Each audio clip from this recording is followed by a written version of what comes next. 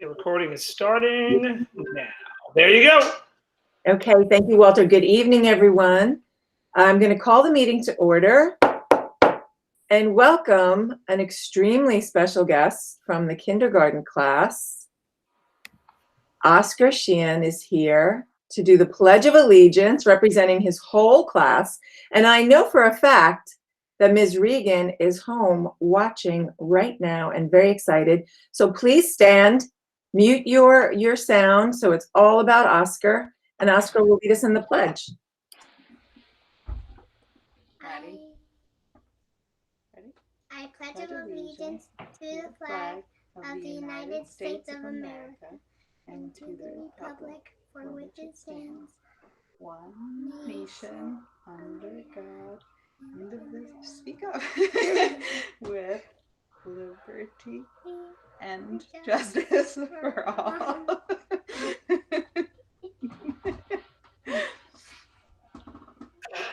Thank you, Oscar. That was amazing. Is that your first time on TV, Oscar? It is? Well, congratulations. All of Shelter Island will know who you are. You're famous. All right. Do I have a volunteer for the Shelter Island School mission statement? Otherwise, I'm happy to read it. Okay, Shelter Island School mission statement. We want our students to cherish our small island community while applying and expanding their learning about, understanding of, and engagement with the wider world. To do this, they must be ethical and moral individuals, respectful and responsible communicators, creative and analytical thinkers, knowledgeable and literate readers, writers, mathematicians, and scientists, participants in and audiences for art, drama, music, athletics, and other artistic, cultural, and social activities, skilled and successful workers and consumers, and committed and active citizens. Okay, Dr. Dolger is going to present the 2020-2021 budget. Okay.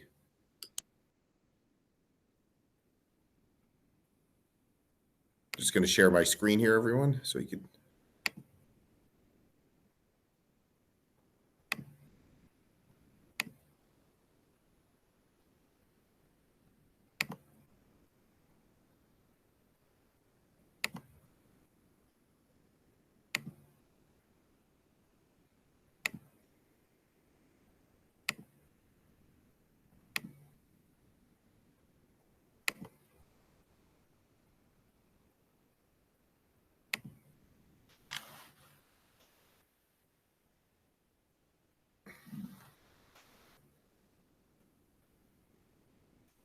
Okay, great. Can everyone see the screen? Yes. Okay, great.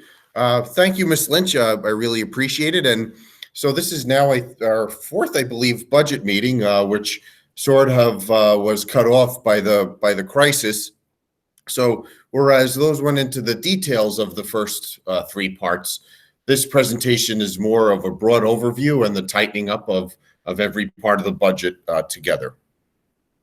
And as we've had our theme for this budget, which remains, is the fiscally responsible student growth.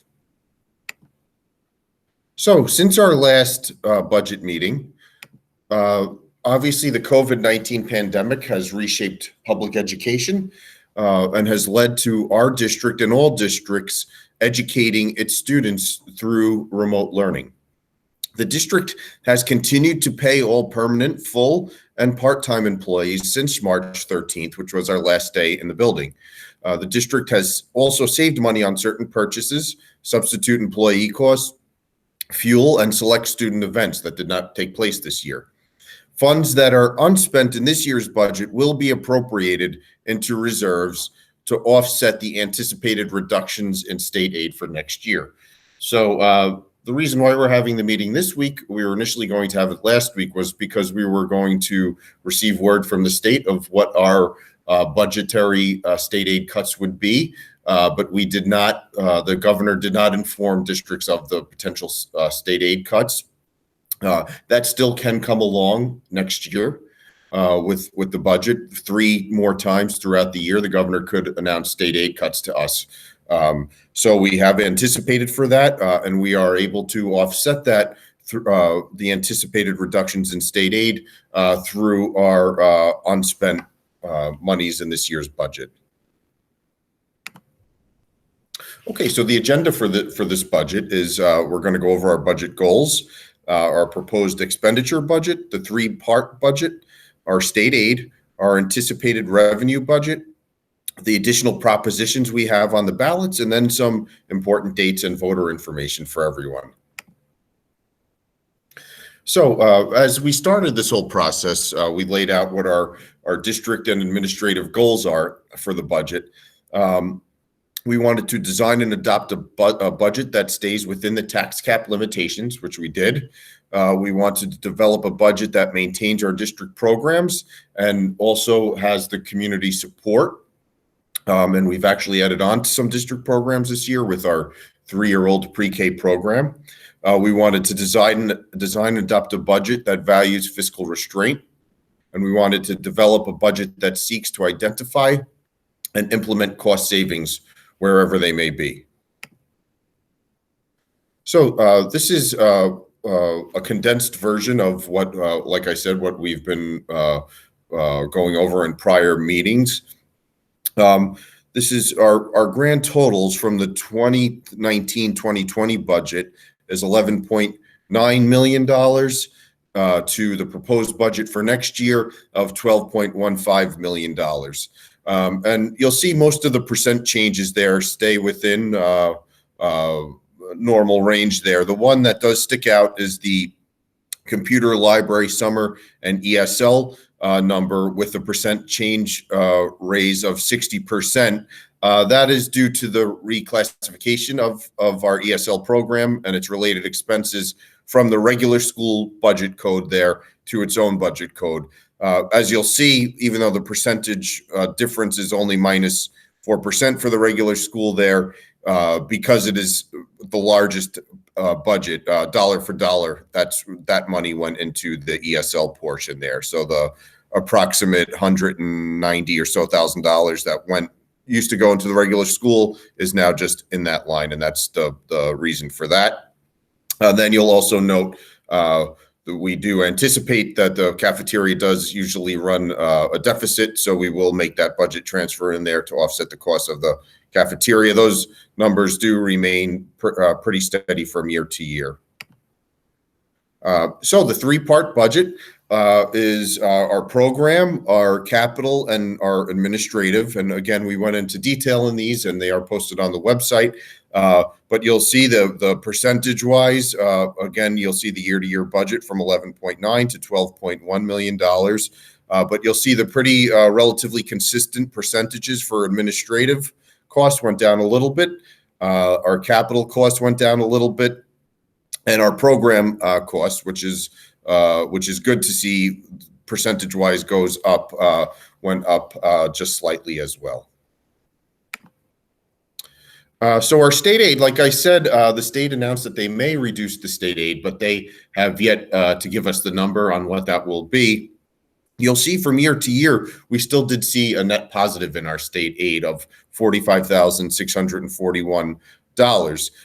We were a little nervous when the governor announced that there would be periodic state aid cuts, and he did cut our aid, as you could see in one of the lines there. The percentage in building aid went up. So what happened is you see the $7,000, the pandemic adjustment. Each school district received a negative in their pandemic adjustment. We received that money back through the federal pandemic restoration. So through federal monies, we received any money that has been taken away from us by the governor so far, we received back through our federal pandemic restoration. So we remained flat in our state aid. That's not to, and we fared much better than other districts. Other districts, larger districts, did see major losses there that were not returned dollar for dollar like we did. But we did receive dollar for dollar adjustment from the federal government. So we still see a raise in state aid there. Like I did say, though, the governor still can next year, once the school year begins, reduce our state aid at various points through the year. And again, we will offset that with our underspent money from this year. So as you could see there, the property taxes from year to year went from $10.5 million to $10.7 million for a difference of a raise of $226,000, and that is a raise of 2.14%. The anticipated property tax is below the New York State property tax cap for our district, which was one of our major goals going into this was to keep everything under the tax cap. Anticipated cuts in state aid due to the pandemic will be mitigated by the use of funds unspent from the 2019-2020 year, as I mentioned, and placed by the Board of Education into reserves. And you'll notice that the property taxes were up 2.14%. Our state aid did go up 3.15%, and our appropriated fund balance did go down 4.16%. From the anticipated this year to the proposed next year, which also aligns with our goals of the audit to slowly but surely get that number down where we can. Some additional propositions on the ballot, and I'm going to read these word for word and then give you a little explanation on them. Proposition 2, so in addition to voting on the budget, the Proposition 2 will be resolved that the appropriation of no more than $3.5 million over the lifetime of the existence of the fund from the district fund balance or other available funds into a repair reserve fund hereto established or be established by the Board of Education in accordance with provisions of Section 6D of New York General Municipal Law for the purpose of funding major repairs to district building and facilities and the sites thereof. So that $3.5 million, that just means that amount of money cannot pass through this budget code throughout the lifetime of the budget. That doesn't mean we're putting that money in there. That doesn't mean that amount of money will ever go in there. That's just the most amount of money that can go in and out of there over the lifetime of the fund. So that $3.5 million, again, we are not asking for that money. That's just the maximum that account can ever be added into. And again, this proposition is in alignment with us trying to put some of the unrestricted fund balance monies into more restricted fund balance monies. Again, in answering the audit and trying to comply with that more.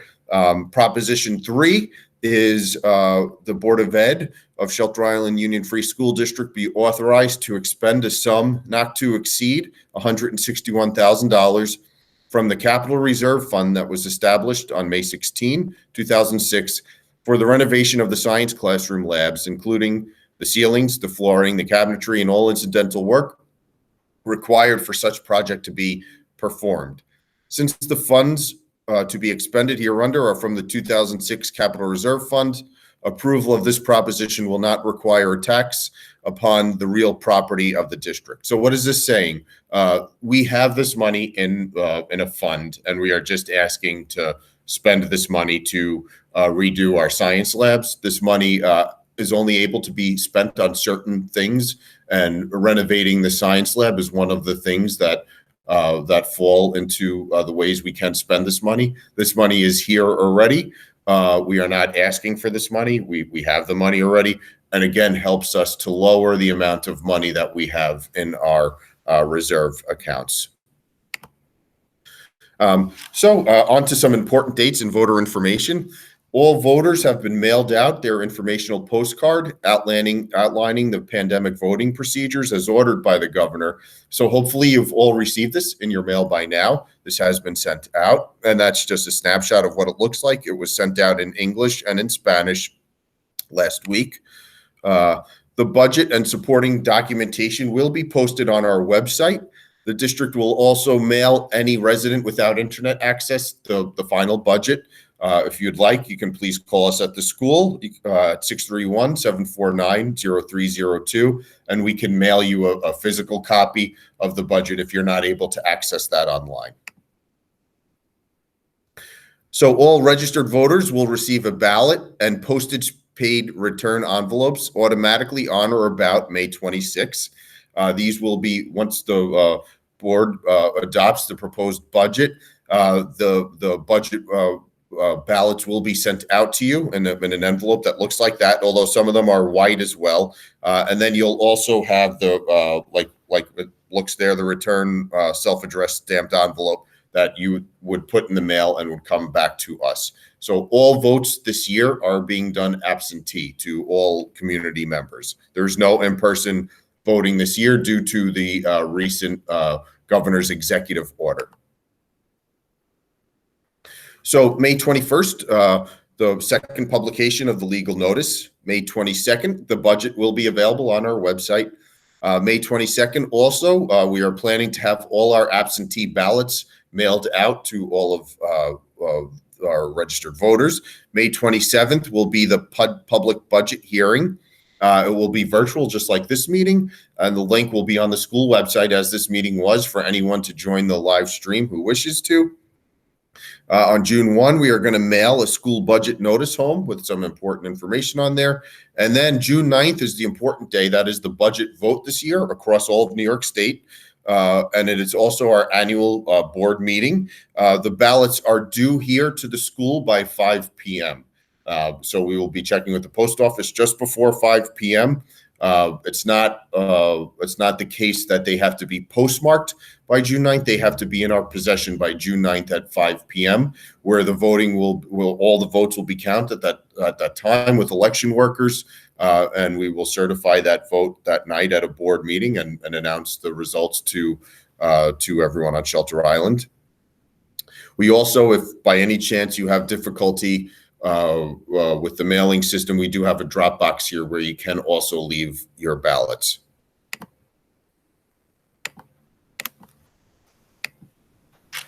And that's it, Ms. Lynch, on our presentation. I'm just going to try to pull this up. Okay, terrific, Brian. Thank you. And I appreciate you mentioning, I mean, as we all know, sometimes the day can arrive and you haven't dropped your ballot in the mail, so you can bring it directly to school. So that's a good option to have. Okay, so I need a motion to approve or accept the recommendations of the superintendent on the following business actions: 4.1, 4.2. So moved. Thank you, Linda. Second. Thank you, Jason. Any discussion? All in favor? Aye. Aye. Opposed? Okay, motion carries. Thank you. Item 5, any visitor questions or comments? Anyone write anything in, Jen? There are no visitor questions or comments at this time. Any comments from anyone on the board or anyone else? Okay, just a really quick reminder, tomorrow we have our school-wide parade. It starts at 11 o'clock. It may end quite a while later. There are a lot of people participating. I'm very excited. So if you, I think Mrs. Dunning sent home, or Dr. Dolger sent home a map, so you can have an idea of when the parade will come your way. We're encouraging people to come out to the road. I believe there was some mention of bringing your pets. Is that what Senorita Lever said, Dr. Dolger? She wants to see everyone's dogs and cats. But we'll look forward to seeing you all tomorrow, or you'll be seeing us tomorrow. So Yes, I think Senorita is bringing the pets from what I heard. Oh, Yes. she's bringing her pets. Oh, okay, exciting. Okay, great. Okay. All right, everyone. So I need a motion to adjourn. So moved. Well, thank you, Margaret, and I think Kate. Okay, we are adjourned. Thank you, everyone. Thank you, Kathy. Thank you, everyone. Thanks, you. Brian. Take care. And thank you, Walter. Thank you, Walter. Thank you, See Oscar. you tomorrow, everybody. You're welcome. See everyone tomorrow. See you tomorrow. Bye.